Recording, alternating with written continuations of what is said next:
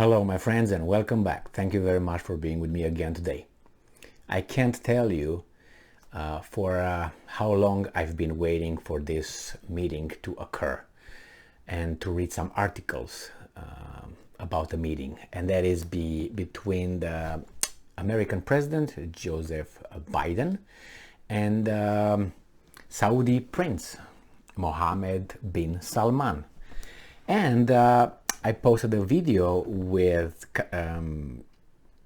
Mohammed Bin Salman's smirk when he was asked by NBC, I think, I don't want to call that guy reporter because he's not a reporting the news, he's a weasel, I don't know, something Alexander. So it's an interesting reaction from this prince. But now we have this article from Associated Press today, 15th of July 2022. Biden says he raised Khashoggi's murder with Crown Prince. So according to Biden, right, he raised Khashoggi murder with Crown Prince. All right, let's see. President Joe Biden said he brought up the murder of Jamal Khashoggi in his meeting Friday with Saudi Crown Prince Mohammed bin Salman, rejecting the idea that he was ignoring the kingdom's human rights abuses as he tries to reset a critical diplomatic relationship. What do you think? Do you think Biden opened his mouth? Do you think he mentioned the word Jamal or Khashoggi at one point or any time while he's going to be in Saudi Arabia? I already gave my vote and my percentage in the previous video, and I will give it mine again. I think the chances or the percentage that this guy, Bin Laden, Biden, mentioned those names, Jamal or Khashoggi or both, in front of this guy, the Crown Prince of Saudi Arabia, are 0.01%. So I don't think he did it. Okay, I think he kept his mouth shut 99.99. So we have just let me know in the comment box, and I will read it and I will discuss that. We'll find out. And I'm quoting. I said very straightforwardly, for an American president to be silent on an issue of human rights, it's inconsistent with who we are and who I am, Biden said. I always stand up for our values. Woo! Which ones? We might not have the same values, my boy. And nevertheless, U.S. intelligence believes that the Crown Prince, I was about to say Clown Prince, Crown Prince likely approved the killing of Khashoggi, a U.S.-based writer, 4 years ago.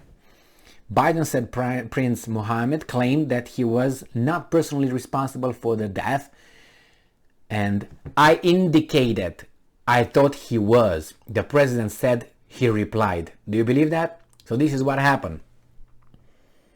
That Prince Mohammed claimed I was not personally responsible for the death, and then Biden pressed and said, I thought you were. The president said, he replied straightforwardly. Okay, it was the first encounter between the two leaders, beginning with a fist bump outside the royal palace in Jeddah in a relationship that could reshape security partnership in the Middle East and the flow of oil worldwide. The partnership in the Middle East, when the United States goes over there to do some partnership, just think about two countries. One is Iraq and the other one is Syria, and see the partnership they had with with United States. So if that's kind of a partnership, yeah, okay.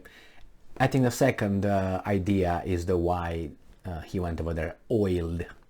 For now, it appeared that they were taking incremental steps forward together. Biden announced that U.S. peacekeepers would leave the Red Sea island of Tehran by the end of the year. Saudi Arabia hopes to develop tourist attractions there, part of the kingdom's effort to expand its economic beyond oil because of complex diplomatic arrangements governing control of strategically located island. Saudi Arabia has so many properties. The United States here owns so many Oh my God, we are in their fingertip right here. But they diversified their economy a long time ago. I think in the 80s they started from the oil, buying properties and investing in other businesses. Biden also said progress being made on extending the ceasefire in Yemen, where Saudi Arabia had been battling Iran-backed militants. Well, I don't know if the president's 3 hours at the royal palace. Wow, 3 hours. Do you think he lasted out of 3 hours? How many hours was he, or minutes was he awake? All right. So as a diplomatic win for the crown prince. So the president's 3 hours at the royal palace in Jeddah were seen as a diplomatic win for the crown prince. Yes, he nailed us, who has tried to rehabilitate his image. He didn't need it. It was maybe 1 or 3 countries that had something to say about it. The rest did not give us the oil, basically. Who has tried to rehabilitate his image, draw investments to the kingdom for his reform plans, and bolster the kingdom's security relationship with the US. I mentioned in the other video as well, remember this guy invited local or regional leaders like Turkey's president, Iran's president, Prime Minister of Pakistan, spoke with Putin numerous times, spoke with Xi Jinping of China, sells East Asia oil at a discount, doesn't sell United States oil at a discount, did not pick up the phone calls from Biden, did not increase its production for United States when United States wanted. So I don't think he's that isolated. I think this guy landing over there, which is Biden, I think he came with the weaker position, not Bin Salman. So yeah, it's true for the whole world to see, okay, so now we know who's who, what's what here. I mean, if I look at it, usually you go to the big capital and you bow down and you bring your services. And not the other guy comes, unless he comes to inspect, but he usually sends his little minions, and he sent what's his name, Jake Sullivan. And then Bin Salman yelled at him about Khashoggi. So maybe we'll get some more oil. I don't know how, but the fist bump between President Biden and Mohammed Bin Salman was worse than a handshake. It was shameful, said a statement from Fred Ryan, the Post publisher, Washington Post. It projected a level of intimacy and comfort that delivers to MBS the unwarranted redemption he has been desperately seeking. He was not desperately seeking. He could live without Biden coming over there.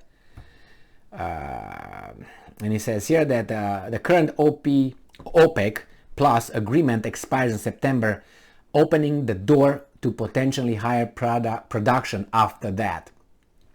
So it's about that. The US president had long refused to speak to Prince Mohammed, and now he comes and bows down, the presumed heir to the throne currently held by his father, King Salman. But those concerns have been eclipsed by other challenges, including Iranian aggression in the Middle East and the faltering effort to use diplomacy to prevent Iran from building a nuclear weapon. Whoa. Including Iran aggression and the faltering effort to use diplomacy to prevent Iran from building. So if if faltering effort to use diplomacy, what's the upper option?